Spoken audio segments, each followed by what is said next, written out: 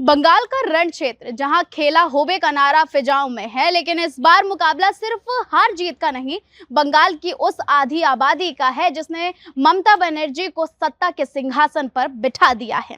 राजनीतिक गलियारों में एम फैक्टर का मतलब लोग मुस्लिम निकालते हैं, लेकिन ममता के लिए इस एम का असली राज है महिलाएं। क्या बीजेपी इस बार दीदी के सबसे मजबूत एम फैक्टर यानी महिला वोट बैंक में सेंध लगा पाएगी? चलिए हम आपको बताते हैं बंगाल के महासमर का सबसे सटीक विश्लेषण। नमस्कार, मैं हूं आपके साथ स्वप्निल यादव और आप देख रहे हैं रडार फॉर इंडिया। रिकॉर्ड गवाह है कि 2021 के चुनाव में 50% महिलाओं ने टीएमसी को चुना, जबकि बीजेपी सिर्फ 37% पर सिमट कर रह गई। यही वो फासला था जिसने ममता को सत्ता की हैट्रिक दिलाई। ममता की लक्ष्मी भंडार, कन्याश्री और रूपश्री जैसी योजनाओं ने बंगाल की हर घर की दहलीज तक दीदी की पहुंच बना दी। लेकिन ठहरिए, 2026 की तस्वीर बदल रही है। अमित शाह ने संकल्प पत्र जारी कर मास्टर स्ट्रोक खेल दिया है।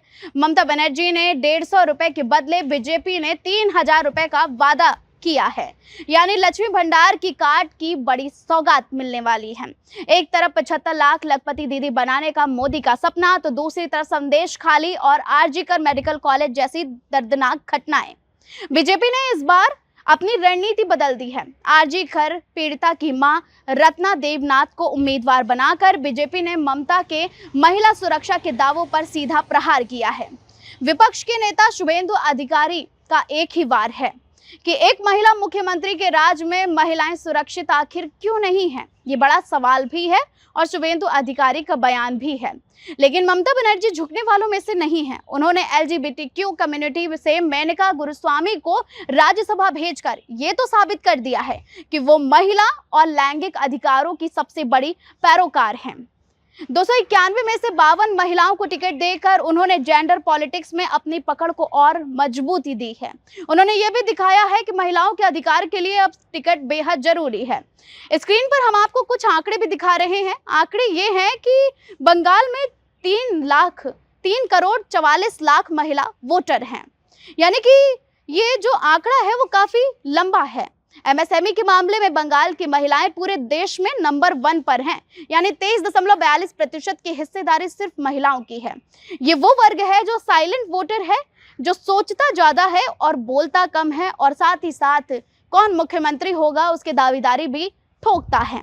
4 मई को जब वोटों की गिनती होगी तो फैसला इस बात पर होगा कि बंगाल की महिलाओं को ममता का भरोसा पसंद आया या बीजेपी का बदलाव। एक तरफ मां माटी मानुष का पुराना रिश्ता है, तो दूसरी तरफ भय मुक्त बंगाल का संकल्प भी है। कुछ पॉइंट्स हैं जो वेस्ट बंगाल की राजनीति में और चुनाव को और भी खास बना रहे हैं। वो पॉइंट्स इस तरह से हैं, चलिए हम आपको बताते हैं। बीजेपी का बड़ा दाव है ये कि 3000 रुपए मासिक सहायता, 33% आरक्षण और 21,000 रुपए गर्भवती महिलाओं को तोहफे के रूप में दिए जाएंगे।